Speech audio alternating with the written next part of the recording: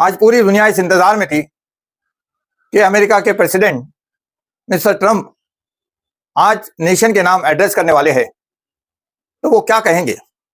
उम्मीद तो ये लगाई जा रही थी कि वो सीज फायर का कोई ऐलान कर देंगे, लेकिन उन्होंने अपनी पिछली जितनी ट्वीट्स की थी या जितने ऐलानात किए थे उनका वह खुलासा आज की अपनी स्पीच में दिया।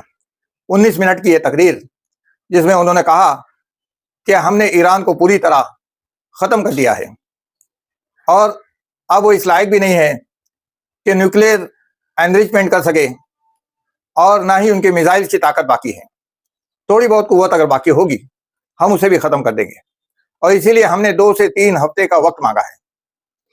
दुनिया तो समझ रही थी कि गोया 2-3 हफ्ते के अंदर ये जंग ख़त्म होने जा रही है, लेकिन ईरान को अमेरिका ने वार्न किया कि अगर 2-3 हफ्तों के अंदर वो हमारी शर्तों पर या फिर राजी नहीं होता ईरान जंग बंदी के लिए, तो फिर हम जो है ईरान को स्टोन एज में पहुंचा देंगे।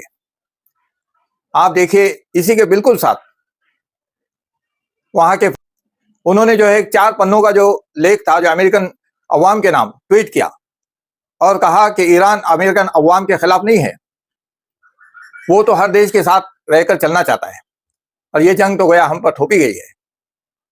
हम जो है उन लोगों के खिलाफ है जो हमसे जंग लड़ रहे हैं।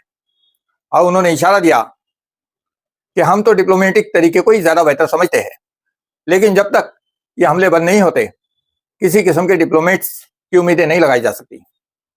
आप देखेंगे कि जिस वक्त प्रेसिडेंट ट्रंप जो है यहाँ पर स्पीच दे रहे थे यानी अमेरिका के रात के 9 बजे, वहां ईरान में सुबह के 4 बज रहे थे।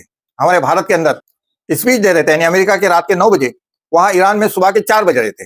हमारे भारत के अंदर वो सुबह के 6 साढ़े 6 बज रहे थे और ईरान ने 4 बजे तड़ाके जो है उनकी स्पीच के साथ ही इतने हमले कर दिए मिसाइल के।